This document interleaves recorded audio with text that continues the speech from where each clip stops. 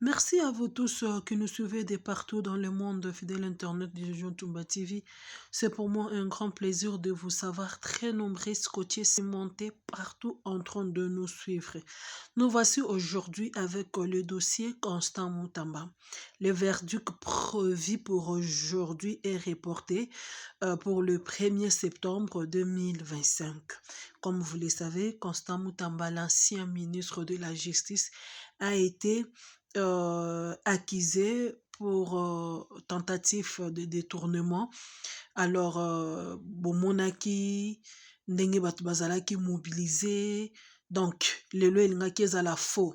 Alors, je vais vous laisser suivre les réactions ya ba avocat ya Constant Moutamba, ndenge bapeseli makambo, ndenge baexplike, batalisi pourquoi verdict ekweyi lelo te. Et d'un côté, toujours dans cette émission, on va parler sur les propos des militants de l'IDPS tenus avant-hier. D'après le militant de l'IDPS, et IDPS Moutamba n'était pas venu au pouvoir pour servir Tshisekedi. Moutamba n'a rien fait. Moutamba, c'est un spion de Kabila et le Nanga tout consort. IDPS pointe le doigt à Constant Moutamba pour dire que il était avec Tshisekedi na hypocrisie, tandis que il servait Kabila. Vous voyez, et d'un côté aussi, il y a d'autres personnes qui pensent que Constant Moutamba a trahi Joseph Kabila, parce qu'il faut savoir que Constant Moutamba n'a pas commencé à travailler avec Tshisekedi. Il a travaillé avec Joseph Kabila juste après ses études. TV Eza Radio T, je vais vous laisser suivre les propos ya bandeko ya IDPS ndenge balobi pona Constant Moutamba et puis ba avocat ya Moutamba ndenge balakisi pe. On se retrouve juste après. En fait, la Cour de cassation nous a fait une correspondance en disant qu'il s'agit d'un report lié à l'organisation et on prend acte. C'est-à-dire dans les 5 jours, nous reviendrons pour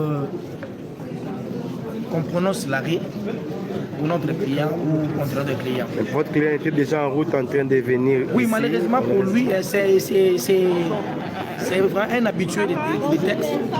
Maître Constant Moutamba était en route. Malheureusement, vous savez, avec les embouteillages, il a donné sa volonté pour venir afin qu'il puisse être acquitté aujourd'hui. Mais malheureusement, avec les embouteillages, malheureusement avec cette correspondance disant que les reports est dans les 5 jours. Bon, c'est quoi la raison? Bon, ils disent que la raison c'est lié à l'organisation. À l'organisation. C'est-à-dire? Et nous sommes des respectueux des textes. Et lorsqu'on dit c'est lié à l'organisation, comme nous ne sommes pas membres de la Cour, nous avons seulement l'obligation de s'incliner et avoir la suite. Donc, ayez vos apaisements. La fête va bientôt commencer. La Lingala, ouais. Cour de cassation, ça les correspondance et la greffe, pour prononcer dans les 5 jours au Ezoya. Tout ni pour nanini, expliquer sur la correspondance, qu'il y a un problème lié à l'organisation. Bisoto, l'anayoto éviter l'organisation ni na cour bana yango, où il va le biquer et ça le sous-souté. Tout parce qu'ils allaient organiser pour mon déploiement à la police. Bon, éviter l'organisation liée à Nino et ça les changements. Il y a pression à la population, enroulement, Maître Constant Moutamba a détourné la population peut accompagner pourquoi? Parce que les lois ont dit fête. Ça fait bien sur le plan mondial. Parce que tu peux si justice n'a besoin de confiance. Que moi, Namboka Constant Moutamba a détourné. Alors, vous avez bien vu les gars qui avant. Et ils ont déchargé déjà le ministère public a bien dit pour témoigner contre eux. Mais à quand moi qui t'en baillé, à côté de la banque sociale, mais lelo bomoni ke bilongo na biso za ndenge nini moi ba confrère baza esengo ngebu toza na esengo toyebisaki bino ke makambo ezoba ke toza na confiance na justice na biso ke bakokite mwana mboka Constant Mutamba oyo aza client na biso donc bozala bino calme mais ngai malheureusement nakekaka su champagne yango nakofongola lisusu comme ça dans 5 jours po tomela donc merci. Malheureusement, le verdict n'est pas tombé comme on s'attendait. Nous voici informés par une voix de quelqu'un qui n'est pas habilité. On nous dit c'est dans 5 jours. En tout cas, nous sommes déçus. Report de 5 jours que notre client aurait été notifié de la décision du report. Ça arrive dans des circonstances pareilles. Peut-être que la Cour n'a pas peaufiné sa réflexion avant de présenter la décision. Peut-être qu'il y a un problème technique de rédaction. Peut-être qu'il n'y a pas d'encre. Peut-être qu'il n'y a pas d'imprimante. Ce sont des hypothèses matérielles qui sont très élevées. Par contre, je ne peux pas rentrer dans la décision finale qui motive le report. C'est qu'il y a une raison légitime. Et la raison légitime, seul le juge le savent. Ce que je peux vous demander, nous demandons au peuple congolais, c'est d'afficher un comportement compatible à la réconciliation et à la paix de notre pays. Le Congo traverse un moment très très difficile, nous sommes agressés à l'est du pays. Ça ne sert à rien d'ajouter encore la spéculation, les spéculations. Nous attendons la décision et nous en sommes certains que ça sera une décision impartiale. Parce que la Cour n'a pas raison à ne pas être juste. Donc nous vous demandons seulement de garder votre silence. Par contre, vous devez savoir que personne ne peut vous empêcher le droit d'accès à l'information. Le droit à l'information fait partie du droit de l'homme. Que les policiers, que personne ne vous empêche. Nous avons besoin de construire ce grand pays. Le combat des présidents Faki, c'est de faire de la RDC un état de droit. Et l'état de droit, ce n'est pas un soldat, ce n'est pas un discours, c'est la pratique des institutions. C'est le comportement des acteurs politiques dans notre pays. Et tu sais qu'elle milite pour que le Congo soit un état de droit. Et nous sommes fiers, et nous sommes certains et confiants que la Cour pourra nous donner une décision justifiée. C'est-à-dire la motivation serait suffisamment étoffée pour nous garantir qu'il y ait réellement une décision juste. Et d'ailleurs, dans un état de droit aussi, je peux vous le dire, il faut respecter les décisions judiciaires. Elle peut être bonne, mauvaise ou moins bonne. Mais si elle est prononcée, il faut respecter. À ne pas oublier que Mutamba est encore présumé innocent. Sa culpabilité ne sera établie qu'après un jugement rendu au fond. Donc, évitez les spéculations, des fake news, parce que la mauvaise information peut créer des événements, peut amener la société à des troubles. Et pourtant, nous avons besoin de la cohésion et de la paix. Merci. Voilà, fidèle internet, bauti bongo na kolanda oyo ezalaki ba propos ya ba avocat ya Constant Mutamba, juste leur bakoti na salle bapesi bango réponse comme quoi que procès ekozala lelo te eza reporté pona next time, le 1er septembre. C'est ainsi que bameki un peu expliquer pourquoi peut-être bapesi ba raison. Alors il faut aussi avouer que gouvernement congolais juge oyo bajuge oyo na justice oyo basubir vraiment pression ya peuple congolais. Pression ezalaki vraiment makasi, mobilisation ezalaki makasi. Donc moi je pense que c'est une bonne chose de reporter les procès, parce que soki bapesaki verdict ya Constant Mutamba lelo ezalaki positif, ezalaki négatif, alors trouble elingaki kaka esalema, bato balingaki bakufa ebele, tension ya lelo ezalaki vraiment mabe. En tout cas vraiment c'est une bonne chose ndenge ba reporter procès oyo. Alors le report de procès eza mabeti, eza malamu. Et moi je pense que justice congolaise il faut esala musala nango. Justice congolaise il faut bazala conscient ya makambu oyo bazo sala, parce que Mutamba n'a pas volé. Mutamba n'a pas volé, je dis, je répète. Mutamba est accusé de tentative de détournement. Talandenge bokomisi Mutamba populaire. Bokomisi Mutamba vraiment populaire. Mutamba komi vraiment tout le monde na banamike. Bakomi na kombo Mutamba na munoko. Vous voyez? Donc, je pense que Tshisekedi a fabriqué les monstres. Donc, bango moko ba fabriquer monstre. Donc, ba ju vraiment moto a kozala vraiment opposant na bango ya sûr. Opposant au pouvoir à Tshisekedi ya sûr Constant Mutamba. Bango moko ba fabriquer ba comme si populaire. Bango moko ba bimisi Mutamba ba fuli Mutamba. À cause ya kozanga koyeba, à cause ya motema mabe. Alors, d'un côté, je vais vous laisser d'abord suivre toi IDPS ba propos na bango. Ndenge bazolo bake Mutamba azalaki na Félix Tepo a travaillé na Félix aza espion ya Kabila. Politique na 2018. Toza na maîtrise ya politique te. Mutamba salini azaki conseiller na ye liboso Jean-Claude Katende. Professeur na ye c'est Néhémie Moulani. Batunaye, Baro Batangisakiye. Chole, son conseiller privé. Conseiller naye côté religieuse. Chole MC Mutamba. Il fallait aussi l'effort. Fragiliser les églises de réveil. Créer des doublements. La chrétienne église de réveil. Créer, bloquer par nous, côté de Mikanda et de l'église. N'est-ce pas que ma pasteur va la kawa? Ma pasteur rebelle balelaki.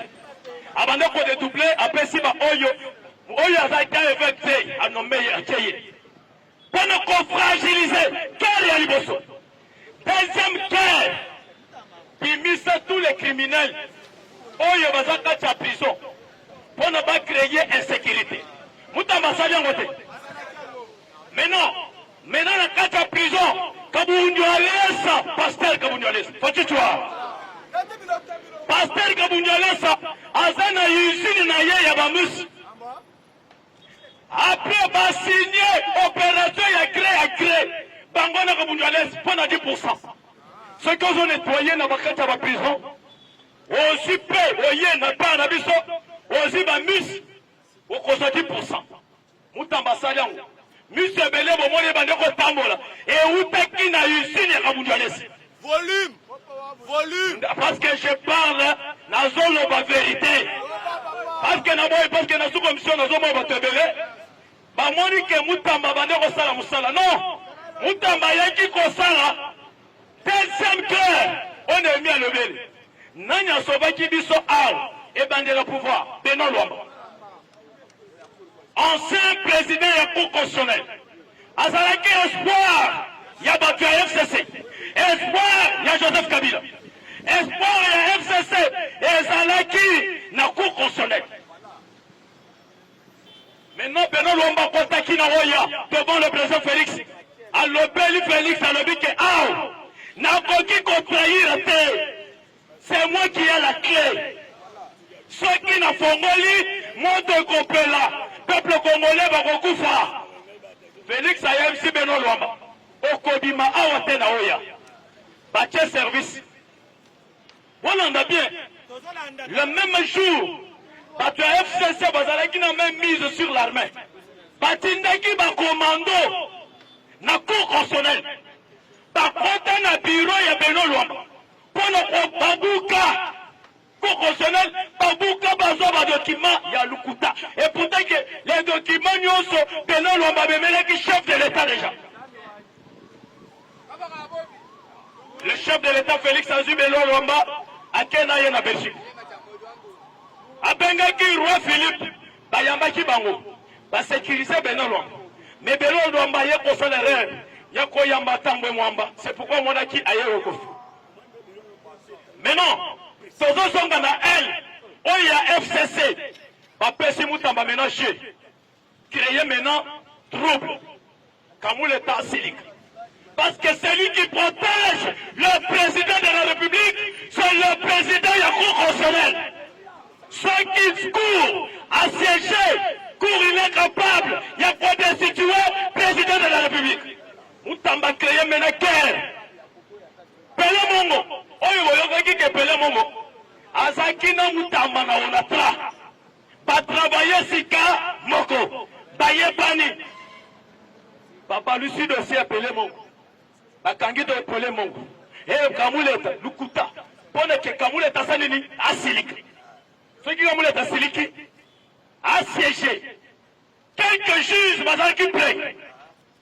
Pona ko la Félix. Kamula tavanda lobi non.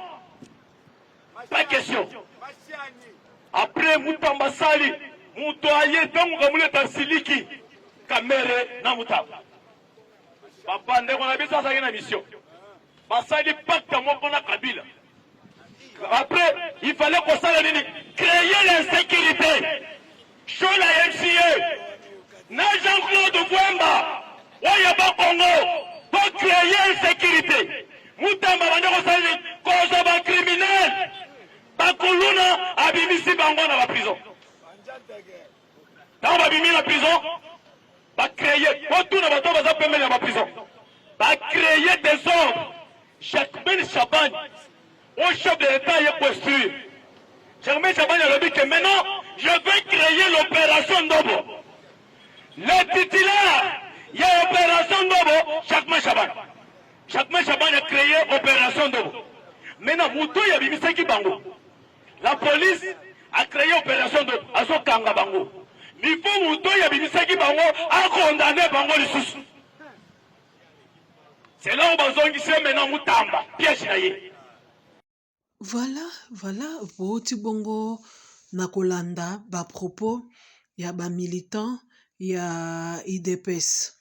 Alors, ba militant, il y a IDPS, au bazolo baker, Moutamba, Azaki Spion, il y a Kabila. Il y a sali l'autre côté, à servir peuple été. Batalisi ete d'ailleurs kobimisa oyo Mutamba bimisaki ba prisonnier na prison last time ezalaki complot na bango na bakabiliste pona koseme insécurité na kati ya ville ya Kinshasa et puis ba matela oyo Constant Mutamba apesaki na ba prisonnier babanda kolalela ezaki cop ya Kabundi Walesa na Constant Mutamba parce que vous savez Kabundi Walesa na Constant baza na relation moko ya bien asambelaka kuna azalaka vraiment proche na mwana ya Kabundi Walesa Van Walesa. Alors bandeko ya IDPS bazoka musa mingi pe bazosala pasi. Mutamba n'est pas opposant. Mutamba il est avec Félix Tshisekedi azaki ministre naye. Alors, traiter Mutamba d'espion, donc ça prouve déjà que Tshisekedi azalaki complice. Il y a arrestation, il y a Mutamba, oui, parce qu'il y a quelqu'un, je peux confirmer, moi je n'affirme pas, mais na ko soupçonner na ndeko moko akome linga pe awa lobi, calme ya Tshisekedi ezola kisaka, eloko moko est affiché, something is wrong. But l'air to moni sikoyo bandeko ya IDPS baye sikoyo tenir ba propos oyo pour dire que Mutamba n'a rien fait, Mutamba servir peuple été, Mutamba zalaki na Tshisekedi na ndenga hypocrisie. IDPS de soi ndenge za wana Mutamba za na opposition te, je dis je répète. Sikoyo, bango ndenge nini baza allié na Mutamba parce que baza parti au pouvoir. Mutamba travaillé na Tshisekedi, Mutamba n'est pas de l'opposition. IDPS est parti au pouvoir. Ndenge nini bazo pointer Mutamba le doigt pour dire que azana bango pour de vrai te. Si tel est le cas, batuneti baka mere Scott Rolobanini. Ce qui Mutamba n'est pas avec Tshisekedi pour de vrai, azaki spion Kabila. Et bongo sko bakamere baza ebele na union sacrée wana ba hypocrite baza ebele. Déjà pour commencer na niveau à Congo tozala infiltré makasi toza infiltré ba Rwandais ba ressuira na ko kokota na ba institution nyonso. Est-ce que IDPS baza na tester ya koyeba ke oyo azana Tshisekedi pour de vrai ou azana Tshisekedi pour de vrai te? Non, moi je pense que IDPS bazo exagérer. Comment partir au pouvoir, Bazaka a tendance d'être les opposants. Bazaka na ba idée à cause na balabala, qu'on se met ba trouble. Parce que vous devez savoir que jusqu'aux preuves du contraire, Mutamba, il a encore de l'union sacrée. Mutamba n'est pas opposant. Alors, yango moni, je disais ça que Tshisekedi tant que garant de la nation, falaki abimisa mutu na makambo mutamba a assumer responsabilité a stopper hémorragie oyo. Alors, comme mon silence ya Tshisekedi, na ba propos ya bande kwa IDPS, c'est que ba yebi quelque chose. De quoi affirmer que Tshisekedi est complice na ba magistrat ya batata mikolo bazolinga ba nuire mwana batu, ba boma Constant Mutamba. Bakanga Mutamba sa la prison. Mutamba rosa la prison pour nanine parce que Mutamba suivi que les instructions ya chef de l'État. Mutamba randi kaka mibeko azaki na vision ya kati ya chef de l'État. Maltraité aujourd'hui, bazangisi mwana batuki mia lelo, Mutamba kondi tout simplement parce qu'il a voulu servir la nation. Et puis eloba taye justice oya pesaki à se donner corps et âme, les justice wana et rendre ye malheureux et rendre ye vraiment et botolier et sengo mutambazana et sengote mutambazana et sengote. Alors IDPS il faut ayeba quand est-ce que parler. Je ne sais pas, parce qu'au sein de l'IDPS, des ordres eza makas, bokabonyeza makas, le lot ozomo na IDPS mutunyo soit comme communicateur, le lot ozomo na IDPS mutunyo soit comme CG, donc mutunyo soit zote le makangisi bato atelemi basali ba déclaration. Ce qui vraiment que ba déclaration à bandeko eza vraiment ba vrai IDPS, c'est la déception totale na parti au pouvoir babengi IDPS. Et Félix Tshisekedi a zana responsabilité na makambo nyonso ezoleka na oyo.